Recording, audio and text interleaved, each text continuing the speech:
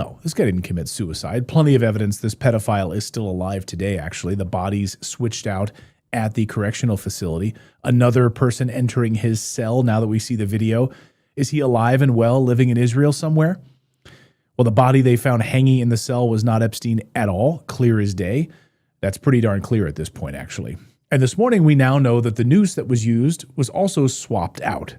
So I wasn't convinced, but now I'm fully convinced that this guy is alive and well. And I mean, when you just thought the Epstein files couldn't possibly have anything more shocking to share, we even have Epstein's admission about this gold at Fort Knox part of the story. This guy had his dirty little mitts in everything. And the globalists allowed all of it. Maybe Jeffrey Epstein is still alive. In the Epstein files, there's a receipt from YouTube where his username is LittlestJeff1. Hello, LittlestJeff1. Wait, LittlestJeff1. There was a charge in May 2019, but he died in August. Wait, Chapter 5, Season 1? Wait, that was recent. Epstein's Fortnite account is active in Israel? No. Fortnite tracker. All right, gentlemen, we have the Fortnite account right now. Let's pull it up. The profile has just been made private. Wait a minute. Can I look at this on Wayback Machine? It has not archived that URL. Epstein just privated his account. I have screenshots of his stats confirming he's alive. How is this proof? Okay, so this is why people think that it's Jeffrey Epstein. He got a charge for $25 for V-Bucks on Fortnite. And this was on May 7th, 2019. And this is, again, keep in mind, justice.gov. This is the government website for Jeffrey Epstein right here. And this is Littlest Jeff with jeevacation@gmail.com. It could be a troll, but how could it be a troll if they did it so far in advance? The account isn't brand new. It was discovered. My guy faked his death and immediately started playing Fortnite. Fortnite Chapter 1, Season 10 ran from August 1st to October 2019. Crazy. Get the screenshot of him playing Season 6 before it's too late. Where are the other screenshots of this? I want to see it. It says I can't edit the post. Where's the imager link? Matches. So he, and wait, this is Season 4, and he had an 8% win rate? Look at Chapter 3, Season 17. 17% win rate? He has kids playing for him? He's in Tel Aviv playing Fortnite. This could be, wait, this is his WoW account? Wait a minute. Context. This is the Department of Justice. Jeffrey Epstein played WoW. And he was a wrath baby. This was right before Cataclysm. Wait a minute.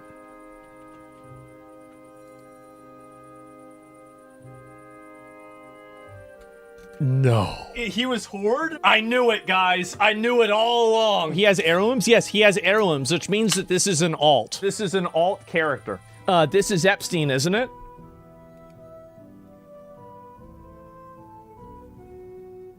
Dude, who is this guy? Someone posted the photo without the beard on your Discord.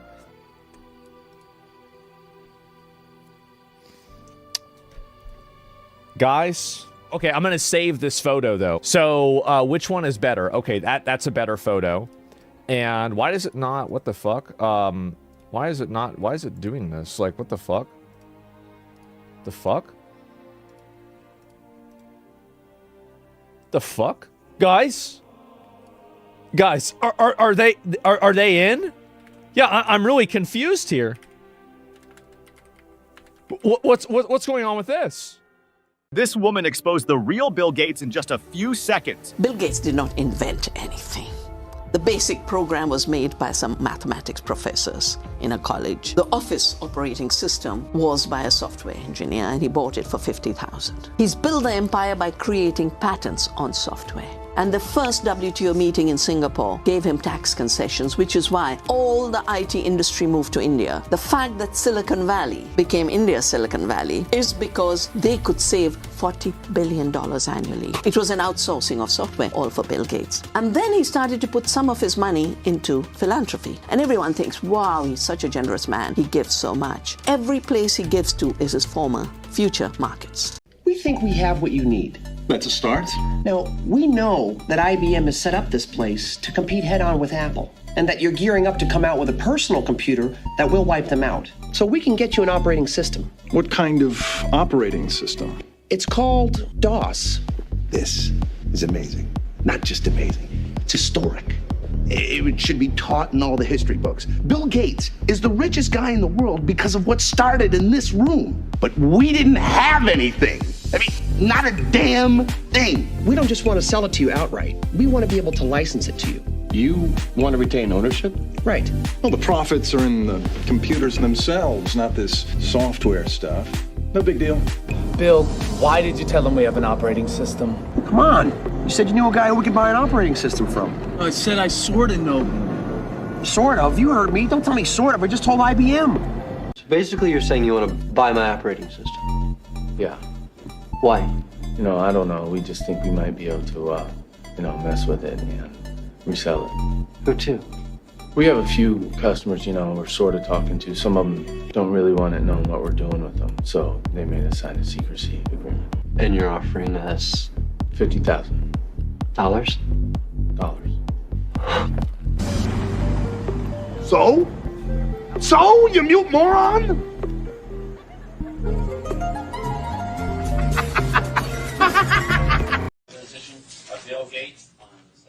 During the 18-month trial, Gates gave hours of videotaped testimony.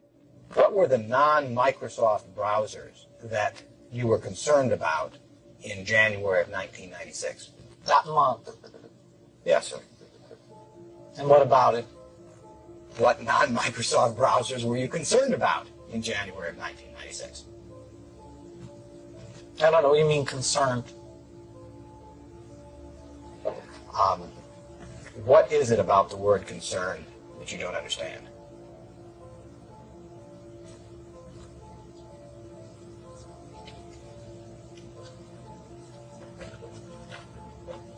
I'm not sure what you mean by it.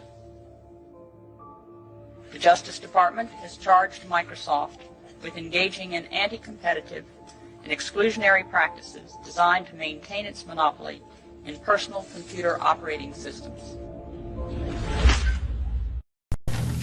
Mr. Gates, you're familiar with a company called Real Networks, are you not? Yes.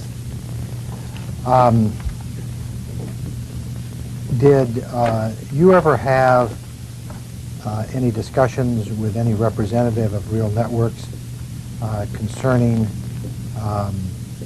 what products Real Networks should or should not offer or distribute?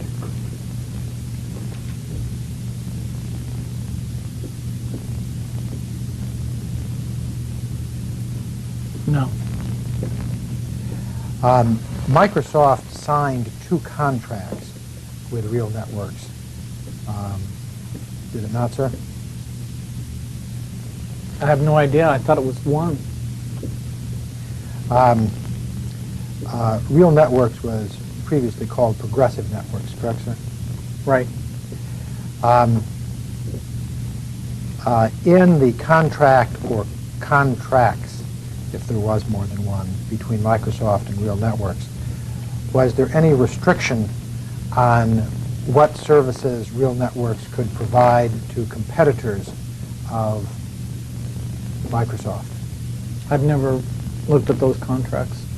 Did you participate at all in those contracts, either the negotiation of those contracts or discussions concerning those contracts prior to the time they were entered into? I knew that Muglia and Moritz were talking with Progressive about some kind of deal, but I didn't know what was in the deal. Did you know anything about what was in the deal? I knew there was an investment piece. I knew there was some code licensing in it. That's about all. At the time that Microsoft was negotiating the contract or contracts with Real Networks, and I'll refer to it as Real Networks even though at the time it was referred to as Progressive Networks. Did you consider that company to be a competitor of Microsoft?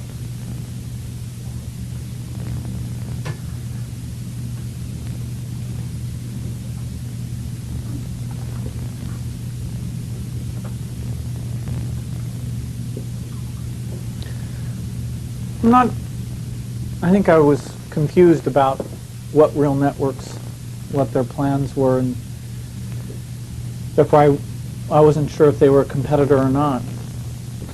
Was there a time when you did become convinced that they were a competitor? Yes. When was that? When Rob Glazer appeared in Washington, D.C.